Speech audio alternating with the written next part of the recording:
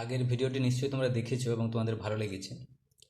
তো আজকে আমরা এই কোষে দেখি 8-এর আরও কিছু সমস্যা নিয়ে আলোচনা করব। চলো প্রথমেই যাওয়া যাক 5 নম্বর সমস্যাটি নিয়ে। তোমরা 5 নম্বর সমস্যাটি পড়ো। কি আছে? 2.8 ডেসিমিটার দৈর্ঘ্যের অন্তর্ব্যাস বিশিষ্ট, ঠিক আছে, 2.8 ডেসিমিটার দৈর্ঘ্যের অন্তর্ব্যাস বিশিষ্ট। ভালো করে ভাবো। তাহলে 2.8 ডেসিমিটারটা কি বলেছে? অন্তর্ব্যাস, অর্থাৎ ব্যাসের দৈর্ঘ্য বলা আছে তোমার 2.8, মানে 2.8 ডেসিমিটার। তার মানে 2.8-এর অর্ধেক কত? 1.4, ঠিক আছে। তাহলে তোমার এইটা হয়ে যাচ্ছে 1.4 ডেসিমিটার, ঠিক আছে। তাহলে ব্যাসার্ধটা আমরা পেয়ে গেলাম 1.4 ডেসিমিটার। এরপর আর কি দেওয়া আছে?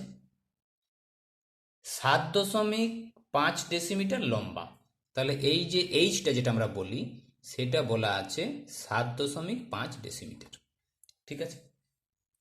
একটি জ্বালানি গ্যাস সিলিন্ডার, মানে এটা হচ্ছে একটা সিলিন্ডার, জ্বালানি গ্যাস সিলিন্ডার, এটার ভিতরে 15.015 এত কেজি তোমার গ্যাস আছে, ঠিক আছে। ভালো করে প্রশ্নটি মন দিয়ে বোঝার চেষ্টা করো। ব্যাসার্ধটি বলা আছে 1.4 ডেসিমিটার, অ্যাকচুয়ালি ব্যাস দেওয়া ছিল 2.8 ডেসিমিটার, তার অর্ধেক করে আমরা 1.4 ডেসিমিটার আমরা ব্যাসার্ধটাকে করে নিয়েছি। যেটা উচ্চতা আমরা এইচ বলি সেটা দেওয়া আছে 7.5 ডেসিমিটার, আর এর ভিতরে 15.015 কেজি কি আছে? গ্যাস আছে। তাহলে প্রতি ঘন ঘন ডেসিমিটার গ্যাসের ওজন কত? তাহলে প্রথমে আমাকে বের করে নিতে হবে যে এর আয়তন কত, মানে এর ভিতরে তোমার কতটা জায়গা আছে, ঠিক আছে। তাহলে প্রথমেই যদি আমি আয়তনটাকে বের করে নিই তাহলে তোমার বাকি অংশটা সলভ খুব সুন্দরভাবে করা যাবে।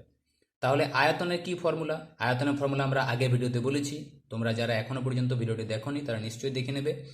পাই into R square into H, এত ঘন ডেসিমিটার, এত ঘন ডেসিমিটার। আচ্ছা, তাহলে পায়ের মানটা কত? পায়ের মানটা হচ্ছে 22/7। আর মানে হচ্ছে ব্যাসার্ধ, ব্যাসার্ধটা বলাই আছে 1.4, তার আবার whole square, into H, H মানে হচ্ছে উচ্চতা, যেটা বলা আছে 7.5। তো এত ঘন ডেসিমিটার। তো এটাকে যদি আমরা ক্যালকুলেশন করি তাহলে আমরা দেখতে পাবো যে প্রথমেরটা আছে তোমার 22/7 ইন্টু, এটা তুমি লিখতে পারো ভিতরে ব্র্যাকেটের ভিতরে যেটা আছে 1.4, এটা হয়ে যাবে 14/10। এটাকে দুবার লিখে দিলেই হচ্ছে, কারণ মাথায় 2 যেহেতু আছে। তাহলে এটা হয়ে গেল 14/10 গুণিত 14/10, আর এটা তুমি লিখতে পারো 75/10, এত ঘন ডেসিমিটার। এখন দেখো, যদি কিছু কাটাকাটি করা যায় তুমি করতেই পারো। 7 দুগুণে হচ্ছে 14, ঠিক আছে। এবার দেখো তুমি কি কাটতে পারো, যে 2 5-এ হচ্ছে 10, ঠিক আছে। 5 15 হচ্ছে 75। এবার দেখো 5 3-এ 15, আর 5 দুগুণে হচ্ছে 10। আবার দেখো 2 11-তে হচ্ছে 22। তার মানে আমরা পেলাম কত? প্রথমে দেখো একটা 11 সংখ্যা পড়ে আছে, আর একটি 14 আছে, আর একটি তোমার এখানে 3 আছে, হলো। আর নিচে তোমার পড়ে আছে কত? 10, ঠিক আছে। তোমরা কি করবে? 11 3-এ 33-কে 14 দ্বারা গুণ করে নেবে। তাহলে 33-কে যদি আমরা 14 দ্বারা গুণ করে নিই তাহলে আমি পাচ্ছি 462। 462, নিচে আছে কত? 10, এত ঘন ডেসিমিটার, এত ঘন ডেসিমিটার। তার মানে এই যে তোমার গ্যাস সিলিন্ডার যেটা আছে তার ভিতরে আয়তন কত? তার ভিতরে আয়তনটা হচ্ছে 462/10, এত ঘন ডেসিমিটার। এখন আমরা বলতে পারি, আমাদের প্রশ্নটাতে বলা আছে যে এই গ্যাস সিলিন্ডারটার ভিতরে 15.015 কেজি এত গ্যাস আছে। তাহলে প্রতি ঘন ডেসিমিটার গ্যাসের ওজন কত? অর্থাৎ আমরা বলতে পারি যে 462/10, এটাকে তুমি দশমিক বা 10 দ্বারা ভাগও করে নিতে পারো, মানে এটা হয়ে যাবে তোমার কত? 46.2 হয়ে যেতে পারে, ঠিক আছে। কারণ 10 দিয়ে ভাগ করা মানে শূন্য একটা থাকলে ডান দিক থেকে একটার পর দশমিক তুমি দিয়ে দাও, খুব সহজে ভাগ করা হয়ে গেল। তাই তুমি বলতে পারো যে 46.2 ঘন ডেসিমিটার গ্যাসের ওজন কত? এত ঘন ডেসিমিটার গ্যাসের ওজন হচ্ছে 15.015 কেজি, ঠিক আছে। তাহলে তুমি লিখো যে এত গ্যাসের ওজন কত? 15.015 এত কেজি। তোমাকে বলেছে যে 1 ঘন ডেসিমিটার গ্যাসের ওজন কত। তাহলে 1 ঘন ডেসিমিটার ঐকিক নামে করে দিলাম, এত ওজন হয়ে যাচ্ছে 15.015 ডিভাইডেড বাই 46.2 এত কেজি। তাহলে এটাকে তোমরা ভাগ করবে রাফে, আমি একটু এটা ক্যালকুলেটারের সাহায্য নিচ্ছি কারণ ভিডিওটা তাছাড়া বড় হয়ে যাবে। 15.015 ডিভাইডেড বাই 46.2, এটা দ্বারা ভাগ করলে তুমি পেয়ে যাচ্ছ 0.0.325 এত কেজি। এবারে কেজিটাকে যদি আমি গ্রাম করে দিই, গ্রাম করা মানে 1000 দ্বারা গুণ করা, তাহলে 1000 দ্বারা গুণ করলে দশমিকটা 3 ঘর পিছিয়ে যাবে, তাহলে এটা হয়ে যাবে 325 গ্রাম। তার মানে তোমার যেটা জানতে চেয়েছিল যে 1 ঘন ডেসিমিটার গ্যাসের ওজন কত, তাহলে তুমি নিশ্চয়ই বলতে পারবে যে 1 ঘন ডেসিমিটার গ্যাসের ওজন হচ্ছে 325 গ্রাম। ঠিক আছে, দেখো নেক্সট যে আমরা সমস্যাটি নিয়েছি সেটা হচ্ছে 6 নম্বর। তো 6 নম্বর সমস্যাটা একটু বড়, তাই আমরা এটাকে একটু ছবির আকারে তোমাদেরকে বোঝানোর চেষ্টা করছি। তো 3খানা তোমার জার আছে, 3খানা জারের সমান উচ্চতা এবং সমান ব্যাস। ঠিক আছে, সমান উচ্চতা এবং সমান ব্যাস, এরকম 3খানা জার আছে। তো এই যে প্রত্যেকটার যে ব্যাসগুলো সমান, নিশ্চয়ই তাহলে ব্যাসার্ধগুলো সমান হবে, এবং সেটা বলাও আছে যে প্রতিটার ব্যাস হচ্ছে 1.4, তাহলে প্রত্যেকটার ব্যাসার্ধ হচ্ছে 1.4/2 মানে 0.7 ডেসিমিটার। তার মানে এটা বুঝতে পারছি আমরা যে প্রত্যেকটা এই 3টি জারের প্রত্যেকটির ব্যাসার্ধ হচ্ছে 0.7 ডেসিমিটার। আর উচ্চতাটা তোমাকে বের করতে বলেছে একটা কন্ডিশনের সাপেক্ষে, কন্ডিশনটা আমি বলছি। তো আমি ধরে নিলাম যে এই 3টি যে জার আছে, 3টি জারের প্রত্যেকটার উচ্চতা হচ্ছে h ডেসিমিটার করে। ঠিক আছে, তোমরা লেখাগুলো কিন্তু লিখে নেবে, আমি তোমাদেরকে ক্যালকুলেশনটা দেখাচ্ছি। তো প্রথম যে জারটি আছে, প্রথম জারটিতে 2/3 অংশ লঘু সালফিউরিক অ্যাসিড আছে। এই জারটিতে 6/5 লঘু সালফিউরিক অ্যাসিড আছে, আর এই জারটিতে 9/7 লঘু সালফিউরিক অ্যাসিড আছে। তো এই অ্যাসিডগুলোকে এনে আমরা একটা বড় গ্যাস জারে, মানে বড় একটা জারে আর কি আমি রাখছি। তো এই যে জারটা আছে, এই জারটার কিন্তু ব্যাস বলা ছিল 2.1 ডেসিমিটার, তাহলে ব্যাসার্ধ হচ্ছে 2.1/2। আর যখন 3টা জারের অ্যাসিডকে এখানে ঢালা হচ্ছে তখন উচ্চতাটা গিয়ে দাঁড়াচ্ছে 4.1 ডেসিমিটার। এই শর্তগুলোকে কাজে লাগিয়ে তোমাকে বের করতে হবে যে এই যে 3টি সমান আকৃতির জার ছিল তাদের উচ্চতা কত। ঠিক আছে, তাহলে এখন আমরা বলতে পারি যে এই 3টাতে যেটুকু করে অ্যাসিড ছিল সেগুলোর মোট আয়তন সমানই হচ্ছে এখানে যতটা পরিমাণ অ্যাসিড জমেছে তার আয়তনের সঙ্গে সমান। ঠিক আছে, তাহলে এখানে 3টা জারের তুমি আয়তন বের করো, কি বের করবে? একটা জারের আয়তন হচ্ছে πr²h, তাহলে পাই ইন্টু r², আরটা দেখো প্রত্যেকটার ব্যাসার্ধ দেওয়া ছিল 0.7, তাহলে 0.7 তার হোল স্কোয়ার ইন্টু এইচ। ঠিক আছে, এখন প্রতিটার আয়তন হচ্ছে π × 0.7 whole square into H, πr² into H. কিন্তু প্রতিটাতে তোর সমান পরিমাণ অ্যাসিড ছিল না, প্রথমটা হচ্ছে 2/3 অংশ, তাহলে এটা ইন্টু হয়ে যাচ্ছে 2/3। ঠিক আছে, পরেরটা কত? পরেরটা অ্যাসিডের পরিমাণ কত? π × 0.7 এর হোল স্কোয়ার গুণিত এইচ, এর কত অংশ অ্যাসিড আছে? 5/6 অংশ, তাহলে এটা ইন্টু 5/6 প্লাস পরেরটাতে কতটা আছে? π × 0.7 এর whole square into H into কতটা পরিমাণ? 7/9 অংশ। এই 3টা অ্যাসিডে মিলে আমার কতটা আসছে? এইটাতে যতটা পরিমাণ অ্যাসিড আছে, তাহলে এর আয়তন কত, কতটা পরিমাণ অ্যাসিড আছে? তাহলে π × r মানে এখানে দেখো 2.1/2 তার হোল স্কোয়ার, তাহলে πr² ইন্টু এইচ মানে যতটা পরিমাণ আমার অ্যাসিডের উচ্চতা এখানে হয়েছে বড় জারটিতে, এটা 4.1, তাহলে এটা হচ্ছে 4.1। এটাকে যদি আমরা হিসাব করে নিতে পারি তাহলেই কিন্তু আমার এইচ এর মানটা বেরিয়ে যাবে। তো দেখো কি করে এটাকে ক্যালকুলেশন করা যায়। প্রথম একটা থেকে কি কমন যাচ্ছে, দেখো π × 0.7 হোল স্কোয়ার ইন্টু এইচ প্রতিটাতেই আছে, তাহলে এটাকে আমরা কমন নিয়ে নিচ্ছি, তাহলে π × 0.7 তার হোল স্কোয়ার ইন্টু এইচ, এটা কমন চলে যাচ্ছে। প্রথমটা থাকছে কত? প্রথমটা থাকছে 2/3, তারপরটায় থাকছে 5/6, তারপরটায় থাকছে 7/9। ঠিক আছে, তো এই যে যোগফলটা এটা সমানই তোমার হয়ে যাবে কত?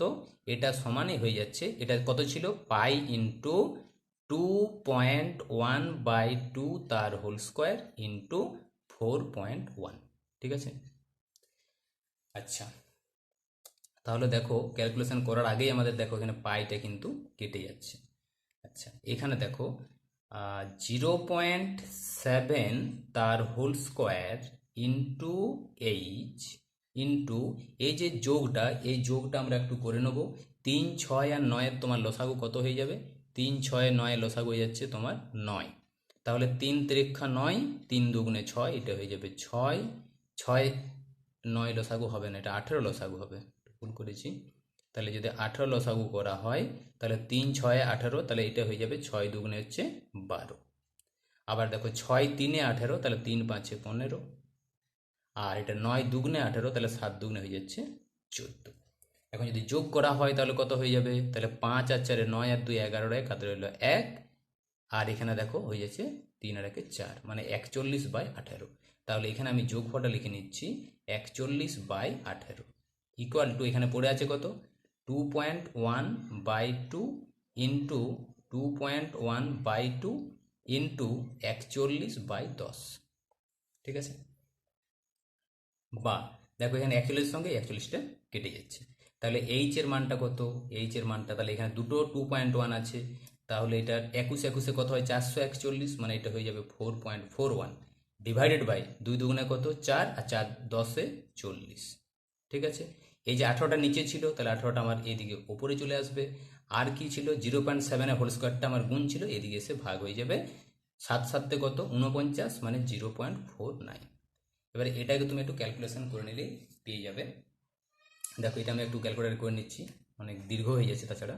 4.41 ইন্টু 18, এটা গুণ করলে হয়ে যাচ্ছে তোমার 79.38। আর এটা হয়ে যাচ্ছে কত? 40কে তোমাকে গুণ করতে হবে 0.49 দ্বারা, তাহলে এটা হয়ে যাচ্ছে 19.6। এবার ভাগটা করে নিই, তাহলে হয়ে যাচ্ছে 79.38 ভাজিত 19.6 দ্বারা ভাগ করলে তুমি পেয়ে যাচ্ছ 4.05। 4.05, তার মানে এই কন্ডিশনের সাপেক্ষে প্রত্যেকটি যে একই রকম যে জাত ছিল তাদের উচ্চতা হচ্ছে 4.05 ডেসিমিটার। আশা করি তোমরা একদম বুঝে গেছো। দেখো এরপর আমরা 7 নম্বর সমস্যাটিতে যাব। 7 নম্বরে কি বলেছে দেখো, এক মুখ খোলা, তার মানে এই মুখটা খোলা, এই মুখটা বন্ধ আছে। এক মুখ খোলা একটি লম্ববৃত্তাকার পাত্রের সমগ্র তলের ক্ষেত্রফল 2002 বর্গ সেমি। তাহলে সমগ্র তল বলতে আমাদের এখানে দেখো পার্শ্বতল, তার সঙ্গে একটি মুখ যোগ হবে। তোমাদের দেখবে ফার্স্ট যে ভিডিওটি আমি করেছি সেখানে বলেছি, তোমরা একটু দেখে নেবে। আচ্ছা, আর পাত্রটির ভূমির ব্যাসের দৈর্ঘ্য 14 সেমি। তাহলে ব্যাসের দৈর্ঘ্য যদি 14 হয় তাহলে ব্যাসার্ধ হবে 7 সেমি। পাত্রটিতে কত লিটার জল ধরে? তো এটাকে তোমরা যদি পুরো অঙ্কটাকে ডেসিমিটারে কষতে পারো তখন আমরা বলতে পারি যে 1 ঘন ডেসিমিটার ইকুয়াল টু 1 লিটার। অথবা তুমি পুরোটাকে সেমিতে কষো, তারপর আমি দেখিয়ে দেবো যে কীভাবে সেটাকে আমরা ডেসিমিটারে ট্রান্সফার করতে হয়। তাহলে এখন এর আয়তন কত? এর আয়তন হচ্ছে কত? এর আয়তনটাকে তোমাকে বের করতে হবে। আয়তন হচ্ছে তোমার পাই into R square into H, এত তোমার হয়ে যাবে ঘন সেমি। কিন্তু একটা জিনিস লক্ষ্য করো যে ব্যাসার্ধটা তুমি 7 সেমি অবশ্যই পেয়ে যাবে, ঠিক আছে, কিন্তু তোমার এখানে কিন্তু এইচটা দেওয়া নেই। তাহলে এইচটাকে প্রথমে আমাদের বের করে নিতে হবে। আমি ধরে নিলাম যে এর যে উচ্চতা, সেই উচ্চতা হচ্ছে 8 সেন্টিমিটার। তাহলে এর এখন সমতলের ক্ষেত্রফল কত? তোমাকে আগে দেখতে হবে যে এর পার্শ্বতলের ক্ষেত্রফল কত। তাহলে পার্শ্বতলের ক্ষেত্রফল হচ্ছে 2πr/h, তার সঙ্গে নিচটাকে যোগ করতে তাহলে সমতল হয়ে যাবে। নিচটা হচ্ছে πr²। πr²। আচ্ছা, এখানে এই যে 7 সেমি সেটাকে যদি আমি আর ধরি আর কি, ঠিক আছে, তাহলে এটা সমানই তোমার দেওয়া আছে 2002। ঠিক আছে। এখানে সমতল মানে নিশ্চয়ই তোমরা বুঝতে পেরেছো, সমতল বলতে কিন্তু দুটো মুখের যোগ করে দিলে হবে না এখানে, কারণ একটা মুখ খোলা আছে, পরিষ্কার বলা আছে এক মুখ খোলা, তার মানে পার্শ্বতলের সঙ্গে একটা মুখ যোগ হবে এখানে। ঠিক আছে। তাহলে দেখো এখান থেকে তুমি কি কমন নিতে পারছো? তুমি এখান থেকে পাই আর এটাকে তুমি কমন নিয়ে নাও, তাহলে এখানে পড়ে আছে 2h, আর এখানে একটি আর পড়ে থাকবে। ঠিক আছে, সমান আসছে 2002। আচ্ছা, পাই মানে কত? পাই মানে হচ্ছে 22/7। আচ্ছা, আর এর মানটা কিন্তু 7, 2h প্লাস আর এর মানটা পুনরায় বসাও 7 সমান আসছে 2002। আচ্ছা, তাহলে দেখো এখানে 7 আর 7 কেটে যাচ্ছে, তাহলে 2h plus 7 equal to 2002 divided by কত হয়ে যাচ্ছে 22। ঠিক আছে, তো 2002কে কি 22 দ্বারা, 2 দ্বারা তো যাবেই, যদিও আমি কি একবার দেখে নিই যদি ভাগ করা যাচ্ছে 2002কে তোমার 22 দ্বারা ভাগ করা যাচ্ছে, এবং সেটা হয়ে যাচ্ছে তোমার 91, এটা ভাগ করলে হচ্ছে 91। তাহলে দেখো তুমি এখান থেকে 2h সমান পেয়ে যাচ্ছ 91 মাইনাস 7, তার মানে কত, 91 থেকে তুমি 7 বাদ দিয়ে দাও, তাহলে এটা পেয়ে যাবে 84। ঠিক আছে, তাহলে বলো তো এইচ মানে কত, এইচ মানে হয়ে যাচ্ছে 84কে তুমি 2 দ্বারা ভাগ করবে, তার মানে হয়ে যাচ্ছে 2 4 8, 2 2 4 মানে 42 সেন্টিমিটার। তার মানে যেটা আমাদের দেওয়া ছিল না প্রশ্নতে, সেটা কিন্তু আমরা পেয়ে গেলাম কত, উচ্চতাটা 42 সেন্টিমিটার। ঠিক আছে, তাহলে এই যে উচ্চতা, এই উচ্চতা আমরা পেয়ে যাচ্ছি 42 সেন্টিমিটার। এরপর আমরা কিন্তু আয়তনটা বের করে নিতে পারবো। আয়তন মানে কত, আয়তন হচ্ছে পাই আর স্কোয়ার এইচ। তাহলে দেখে নাও, আয়তনটা আমরা বের করব, আয়তন হচ্ছে পাই আর স্কোয়ার এইচ। তাহলে এখানে পাইয়ের মানটা বসিয়ে দিচ্ছি আমি 22/7, আর মানে দেখো 7 দেওয়া আছে, তাহলে 7-এর এখানে হয়ে গেল হোল স্কোয়ার, আর এইচ মানে হয়ে গেল 42, যেটা আমরা একটু আগে পেলাম। তাহলে দেখো এটা হচ্ছে 22/7, এখানে দেখো 7 7 49 ইন্টু 42, তাহলে দেখো 7 6 42, তাহলে 22 49 আর 6 গুণ করে দাও, তাহলে 22 49 আর 6 যে গুণ করে দিলে তুমি পেয়ে যাচ্ছ 6468, 6468, এত কিন্তু তোমার ঘন সেমি, কারণ পুরো অঙ্কটাই আমরা সেমি এককে ক্যালকুলেশনটা করেছি। কিন্তু তোমাদের প্রশ্নতে বলা আছে কত লিটার জল ধরবে। ঠিক আছে, কত লিটার জল ধরবে বলা আছে, তার মানে এটাকে আমাদের ঘন ডেসিমিটারে নিয়ে যেতে হবে। তো লক্ষ্য করো, দেখবে ওই kilometre, hectometre, decametre, metre, decimetre, centimetre, এভাবে তোমরা যদি দেখো, তাহলে দেখবে এই সেন্টিমিটারের ঠিক আগেটাতে আমাদের ডেসিমিটার আছে। তাহলে সেন্টিমিটার থেকে যদি ডেসিমিটারে তুমি নিয়ে আসো, তাহলে তোমার কী করতে হবে, 10 দ্বারা ভাগ করতে হয়। এখন আমাদের ঘন সেমিকে যদি ঘন ডেসিমিটারে আনতে হয়, তাহলে ঘন মানে হচ্ছে 10টারে আবার তুমি কী করে দেবে, 10টারে তখন তুমি হোল কিউ করে দেবে, তার মানে 10 হোল কি মানে 1000, তাহলে এটাকে তুমি 1000 দ্বারা ভাগ করলে তোমার ঘন ডেসিমিটারে চলে আসবে। তাহলে 6468কে তুমি এটাকে যদি 1000 দ্বারা ভাগ করে দাও, তাহলে তুমি পেয়ে যাবে ঘন ডেসিমিটার। তাহলে এটা হয়ে যাচ্ছে 6.468 এত ঘন ডেসিমিটার। কিন্তু আমরা আগেই জানি যে 1 ঘন ডেসিমিটার মানে হচ্ছে 1 লিটার, তার মানে এত ঘন ডেসিমিটার মানে হচ্ছে এত লিটার, তাহলে 6.468 এত হয়ে যাচ্ছে লিটার। তার মানে তোমাদের যেটা প্রশ্নটা ছিল যে পাত্রটিতে কত লিটার জল ধরবে, তাহলে পাত্রটিতে 6.468 লিটার জল ধরবে। ঠিক আছে, আচ্ছা, এরপর আমরা চলে যাব 8 নম্বর অঙ্কটাতে। 8 নম্বর অঙ্কটা দেখো কি বলা আছে, যদি 14 সেমি ব্যাসের পাইপ যুক্ত, ঠিক আছে, একটা পাইপ আছে যার ব্যাসটা হচ্ছে 14 সেন্টিমিটার, তার মানে ব্যাসার্ধটা হচ্ছে 7 সেন্টিমিটার। ঠিক আছে, ব্যাসার্ধটা কত, ব্যাসার্ধটা হচ্ছে 7 সেন্টিমিটার। আচ্ছা, একটি পাম্প সেট মিনিটে 2500 মিটার জলসেচ করতে পারে, মিনিটে 2500 মিটার জলসেচ করতে পারে, এই কথাটা মানেটা একটু বুঝে নিতে হবে। তার মানে পাম্পটা যদি 1 মিনিট চলে, তাহলে এই যে পাইপটা, এটা যদি 2500 মিটার লম্বা হয়, সে 2500 মিটার লম্বা পাইপটার ভিতরে পুরো ভর্তি করে যদি জল রাখা হয়, তাহলে এতটা জল সে তুলতে পারে।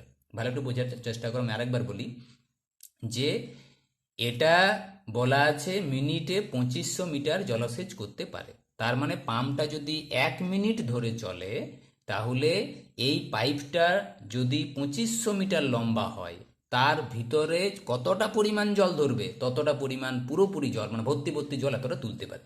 1 মিনিটে 2500 মিটার লম্বা পাইপটার ভিতরে যতটা জল ধরবে, ততটা পরিমাণ জল সে তুলতে পারে।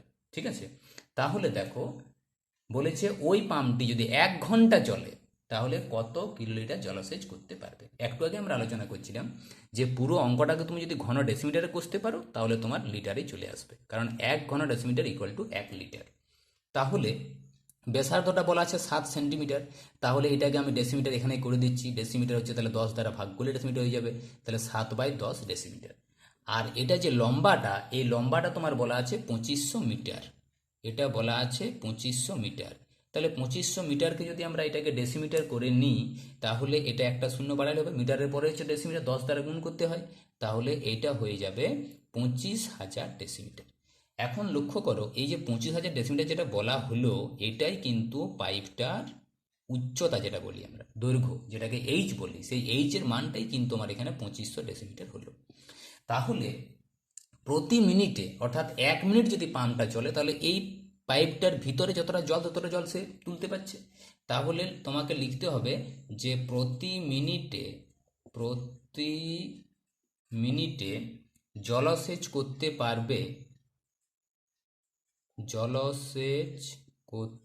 পারবে কত। তার মানে এই পাইপটার ভিতরে যত পরিমাণ জল ধরবে, তার মানে আয়তন। আয়তন মানে কি formula? Pi R square H. Pi into R, R মানে দেখো এখানে আর মানে হচ্ছে 7/10 তার whole square, into H, H মানে কিন্তু 25,000। ক্লিয়ার? তাহলে পাই মানে যদি 22/7 হয়, আর এটা হয়ে যাচ্ছে তোমার 7×7=49/100 ইন্টু 25,000 হয়েছে। এর এককটা কি আসবে? আমরা পুরোটা কিন্তু ডেসিমিটারে করছি, তাহলে এত ঘন ডেসিমিটার আসবে, এত ঘন ডেসিমিটার। আর ঘন ডেসিমিটার মানেই কিন্তু লিটার, ওই জন্যই আমরা এটাকে পুরোটাকে ডেসিমিটারে করে নিয়েছি। তাহলে এখানে যদি কাটাকাটি করে দেখো, 7×7 কত? 49, এখানে দুটো শূন্য কেটে গেল, তার মানে এটা পড়ে আছে 22×7 গুণিত কত? 250, কারণ 3টে শূন্য ছিল, দুটো কেটে দিয়েছি। তাহলে 22×7 × 250, এটা গুণ করে দেখি কত আসছে। 22×7 × 250, দেখা যাচ্ছে 22×7 × 250, এটা চলে আসছে 38,500। ঠিক আছে, এটা চলে আসছে 38,500। এটা কি? এত লিটার, কারণ ঘন ডেসিমিটার ছিল, এটা মানে কিন্তু এত লিটার। ঠিক আছে, এটা কিন্তু প্রতি মিনিটে, কিন্তু পরিষ্কারভাবে বলা আছে প্রতি ঘন্টায়। অর্থাৎ 1 ঘন্টায় কত কিলোলিটার জলসেচ করতে পারবে। তাহলে লিখি আমরা, অতএব 1 ঘন্টায় জলসেচ করবে কত। এটা যদি 1 মিনিটে হয়, 1 ঘন্টায় কত হবে? 1 ঘন্টায় মানে এটা কত দ্বারা গুণ করতে হবে? 60 দ্বারা গুণ করতে হবে, কারণ আমরা জানি 1 ঘন্টা মানে হচ্ছে 60 মিনিট। তাহলে এটাকে যদি আমরা 60 দ্বারা গুণ করে দিই, তাহলে তুমি পেয়ে যাচ্ছ 2, 3, 1 আর 4টা শূন্য, 1, 2, 3, 4, এত লিটার। ঠিক আছে, এটা 1 ঘন্টায় এত লিটার জলসেচ করতে পারছে। এবার তোমাকে কি করতে হবে? কিলো লিটার করতে হবে। লিটারটাকে আমি কি বলেছে? কত কিলো লিটার জলসেচ করতে পারবে। তো আমরা জানি যে লিটারকে কিলোমিটার করতে হলে গিয়ে দেখো, তাকাও, kilo litre, hectolitre, decalitre, litre. তাহলে লিটার থেকে যদি আমাদের কিলোমিটার করতে হয়, কত দ্বারা ভাগ করতে হয়? 1000। যেমন আমরা দেখেছি যে মিটারকে যদি কিলোমিটার করতে হয়, তখন আমরা কি করি? 1000 দ্বারা ভাগ করি। একই রকম ভাবে লিটারকে যদি আমরা কিলোমিটার করতে চাই, তাহলে আমাকে 1000 দ্বারা ভাগ করতে হবে। তাহলে এটা যদি আমরা 1000 দ্বারা ভাগ করতে যাই, তাহলে এই যে 3খানা শূন্য কেটে যাবে, এটাকে আমি 1000 দ্বারা ভাগ করছি, তাহলে 3খানা শূন্য কেটে যাচ্ছে, তার মানে এটা হয়ে যাচ্ছে 2310 এত কিলো লিটার। ঠিক আছে, দেখো এরপর আমরা 9 নম্বর অঙ্কটাতে যাচ্ছি।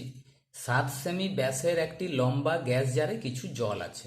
তাহলে এটা হচ্ছে গ্যাস জার, এখানে 7 সেমি ব্যাস মানে 7.2 সেন্টিমিটার হচ্ছে ব্যাসার্ধ, এতে কিছু পরিমাণ জল আছে।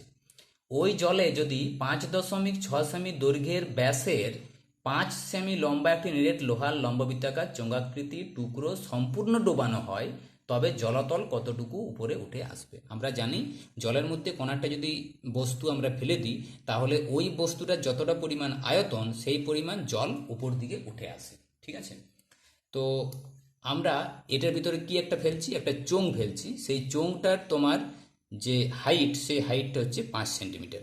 তাহলে 5 সেন্টিমিটার হাইটের একটা ছোট্ট চোঙ, সেটা আমরা কি করছি? এই চোঙটার ভিতরে আমরা ফেলে দেবো, যার ব্যাসটা বলা আছে 5.6 সেমি। তাহলে এর ব্যাসটা যদি 5.6 সেমি হয়, তাহলে 5.6 এর অর্ধেক হচ্ছে 2.8 সেন্টিমিটার হচ্ছে ব্যাসার্ধ। তাহলে এই যে চোঙটা, এটা এখানে ফেলে দেওয়া হলো। তাহলে ফেলে দেওয়ার ফলে বলছে কতটুকু জল উপরে উঠে আসবে। তো আমরা জানি যে এই যে বস্তুটা, এই বস্তু যদি আমরা এখানে ফেলে দিই, তাহলে এর যতটা পরিমাণ আয়তন, ততটা পরিমাণ জল ওপর দিকে উঠে আসবে। আমরা ধরে নিলাম জলটা এইখানে চলে আসলো। ঠিক আছে, তা ছিল এখানে চলে এলো এতটা, তাহলে কতটা পরিমাণ জল উঠে আসলো? এই পরিমাণ জল। এটা ধরে নিলাম আমরা এইচ উচ্চতার জল, মানে 8 সেন্টিমিটার জলের উচ্চতাটা বৃদ্ধি পেল। তার মানে কিসের জন্য বৃদ্ধি পেল? নিশ্চয়ই এই যে টুকরোটা ফেলার জন্য বৃদ্ধি পেয়েছে। তার মানে এর যে আয়তন আর এইটুকু জলের যে আয়তন, এই দুটো সমান হয়ে যাবে। তাহলে এইটুকু জলের আয়তনটা কত? এই যে যতটা পরিমাণ জল উঠে এসছে, যার কারণে উঠে এসছে, তার আয়তন এবং এই জলের আয়তন সমান করতে হবে। তাহলে এইটুকু জলের আয়তন কত? এটা দেখো, এটা হচ্ছে একটা চোঙ। তাহলে চোঙের দেখো এই যে এইটুকু যে জায়গাটা, এটা কিন্তু একটা চোঙেই। ভালো করে তোমরা যদি লক্ষ্য করে দেখো, এটা এই যে জলটা যে জায়গাটার মধ্যে আছে, এটা কিন্তু একটা চোঙের আকৃতি। তাহলে এই পরিমাণ জলের আয়তন কত? পাই আর স্কোয়ার এইচ। তাহলে পাই ইন্টু আর, মানে দেখো এখানে 7/2 বলাই আছে, তাহলে 7/2 তার হোল স্কোয়ার ইন্টু এইচ। এই পরিমাণ জলটা কার জন্যে হয়েছে? কি জন্য উচ্চতাটা বাড়লো? এই বস্তুটা ডুবানোর ফলে। তাহলে এর আয়তনের সঙ্গে সমান। এর আয়তন কত?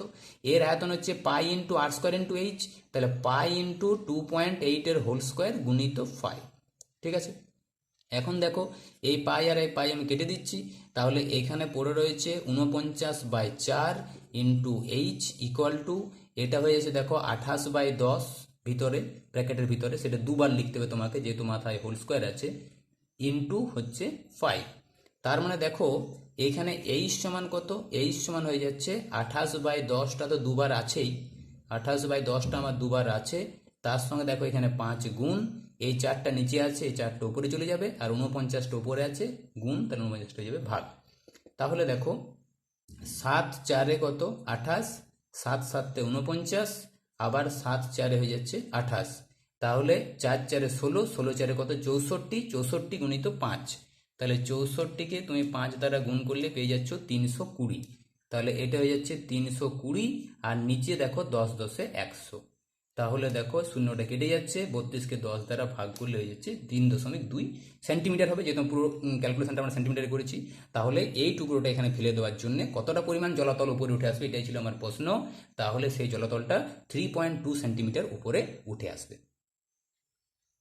দেখো নেক্সট আমরা 10 নম্বর অঙ্কটাতে যাব। সেখানে কি আছে? একটা লম্ববৃত্তাকার চৌঙ্গাকৃতির স্তম্ভের বক্রতলের ক্ষেত্রফল বলা আছে 264 বর্গমিটার, আর আয়তন বলা আছে 924 ঘনমিটার। তাহলে ওই যে চোঙটা, সেই চোঙটার তোমার ব্যাস কত হবে, ঠিক আছে, আর উচ্চতা কত হবে? তো আমরা ব্যাসার্ধটা ধরে নিয়েছি আর মিটার, আর উচ্চতাটা ধরে নিয়েছি এইচ মিটার। তো আমাদের এখানে যেটা বলা আছে বক্ষতলের ক্ষেত্রফল, বক্ষতলের ক্ষেত্রফলটা আমরা কি জানি? 2 into pi into R into H. তো এটা বলা আছে 264, ঠিক আছে। তো এটাকে আমি 1 নাম্বার দিয়ে দিলাম। আর আয়তন বলা আছে, আয়তন বলা আছে 924। আয়তনের ফর্মুলা আমরা কি জানি? আয়তন মানে হচ্ছে জানি পাই আর স্কোয়ার এইচ, এটা ইকুয়াল টু হয়ে যাচ্ছে 924, ঠিক আছে। তাহলে তোমাকে এখান থেকে বের করতে দিয়েছে যে চোঙটার ব্যাসার্ধ কত, ব্যাসার্ধ না ব্যাস চেয়েছে, ব্যাসার্ধটা পেলেই আমরা ব্যাস বের করে নিতে পারবো, আর উচ্চতা কত, ঠিক আছে। তো এটাকে খুব সহজভাবে হিসাব করার জন্য আমরা একটা কাজ করতে পারি, 2কে আমরা 1 দ্বারা ভাগ করে দিচ্ছি, মানে 2কে আমরা 1 দ্বারা ভাগ করছি। তোমরা এই কথাগুলোকে নিজের মতো করে লিখে নেবে, আমি ক্যালকুলেশনটা দেখাচ্ছি। তো 2 নম্বরে আছে pi into R square into H divided by 2 into pi into R into H. তাহলে এদিকে পড়ে আছে 924, এদিকে পড়ে আছে 264, ঠিক আছে।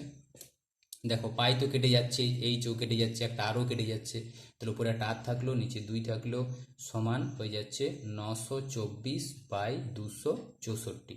তাহলে দেখো এটা 2 দ্বারা তুমি যদি কাটাকাটি করো, 2 132। তাহলে আর সমান কত? তুমি 924কে 132 দ্বারা ভাগ করতে পারো। 924কে তুমি 132 দ্বারা ভাগ করলে পেয়ে যাচ্ছ 7। এটা কিন্তু 7 হয়ে যাচ্ছে। তার মানে আমি পেয়ে গেলাম যে চোঙটা যেটা ছিল, সেই চোঙটার ব্যাসার্ধ হচ্ছে 7 মিটার। তার মানে এর ব্যাস কত? ব্যাসটা কত? তাহলে ব্যাস হয়ে যাচ্ছে তোমার ব্যাসার্ধের ডবল, তাহলে 7 গুণিত 2 ইকুয়াল টু হয়ে যাচ্ছে 14 মিটার, ঠিক আছে। ব্যাসটাতে কিন্তু পাওয়া গেল। কিন্তু এখন আরেকটা জিনিস যেটা বের করতে দিয়েছে, সেটা হচ্ছে উচ্চতা। তাহলে উচ্চতা আমরা কি করে পাবো? উচ্চতাটা তোর বের করার জন্য আমরা এই আর এর মানটা যে 7 পেলাম, এই 7টা আমরা 1 নম্বরে গিয়ে বসিয়ে দেবো। তাহলে 1 নম্বরে আমি বসিয়ে দিচ্ছি। তাহলে লিখবে অতএব 1 থেকে 2 ইন্টু পায়ের মানটা হচ্ছে 22/7 ইন্টু আর এর মানটা দেখো এখনই আমরা পেলাম 7 ইন্টু এইচ ইকুয়াল টু 264, ঠিক আছে। তাহলে দেখো এখানে 7টা কেটে যাচ্ছে, তাহলে এইচ ইকুয়াল টু কত? এইদিকে আছে 264, আর 2 ইন্টু 22টা তোমার এদিকে ভাগ হয়ে যাবে। তাহলে 2 দ্বারা যদি ভাগ করে দিই, 2 একে 2, মানে এটা হয়ে যাচ্ছে 132। ঠিক আছে, তো তুমি 132কে সরাসরি 22 দ্বারা ভাগও করতে পারো, অথবা তুমি কি করবে, ছোট ছোট করে 2, 11, 22, 2 দিয়ে এটা কেটে পরে সেটাও তুমি করতে পারো। তাতে দেখতে পাবে তুমি এইচ এর মানটা পেয়ে যাচ্ছ 6। ঠিক আছে, তার মানে যে চোঙটার ছিল আমাদের, সেই চোঙটার হচ্ছে তোমার উচ্চতা, যেটা সেই উচ্চতার হচ্ছে কত, 6 মিটার। ঠিক আছে, আর ব্যাসটা হচ্ছে 14 মিটার। এইভাবে তোমরা অঙ্কগুলো করবে, দেখবে খুব সুন্দর মজা পাবে। ঠিক আছে, বাকি অঙ্কগুলো করার চেষ্টা করো, এই অঙ্কগুলোকেও প্র্যাকটিস করবে। আর পরবর্তী ক্ষেত্রে আমরা পরের ক্লাসে বাকি যে সমস্যাগুলো আছে সেখান থেকে কিছু সমস্যার সমাধান করে তোমাদের দেখাবো। ঠিক আছে, আজকে এই পর্যন্তই।